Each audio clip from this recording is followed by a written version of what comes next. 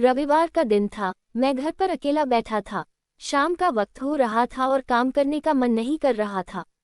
अचानक मैंने सोचा कि चलो थोड़ा बाहर घूम के आते हैं।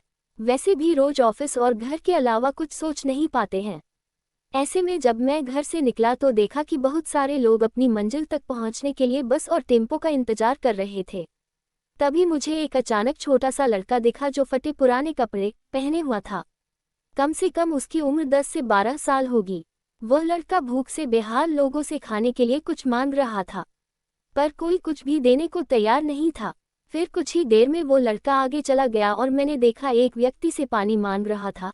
ऐसा लग रहा था कि वह बहुत प्यासा हो, लेकिन उस व्यक्ति ने पानी देने से इनकार कर दिया। अचानक एक कार वहां पर आकर रुकी। उस लड़के ने उम्मीद भरी नजरों से कार वाले से कुछ मांगा, पर उस कार वाले ने अंदर से एक लिफाफा बाहर फेंका और वह लड़का दौड़कर लिफाफे की ओर भागा, किंतु लिफाफा खाली था। उस लड़के ने लिफाफा फेंककर निराश मन से आगे बढ़ा और तभी उसकी नज़र एक पेड़ के नीचे बैठे आदमी पर पड़ी।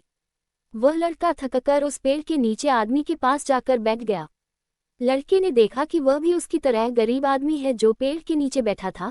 तब लड़के ने अपनी तरह ही दैनिक स्थिति देखकर उससे बातचीत की और उसे अपनी स्थिति सुनाई। फिर उस व्यक्ति ने अपने खाने के हिस्से में से कुछ उस लड़के को दिया और दोनों खाने लगे। इससे साफ दिखाई देता है कि अगर इंसान अमीर होने के बावजूद वह गरीब है, अगर इंसान दिल से अमीर होता है वह गरीब है, तो उसके पास सब कुछ है। कहने का मतलब है कि एक गरीब आदमी सबकी तकलीफ को समझता है, क्योंकि उसके अंदर किसी भी बात की चाह नहीं होती है, इसलिए वह सबको अपने जैसा समझता है और बिना किसी स्वार्थ के सबकी मदद करता है। यहाँ पर मैं ऐसा नहीं कहना चाहता हूँ कि सब अच्छे या बुरे होते हैं, पर इंसानियत ही सबसे बड़ी दौलत है।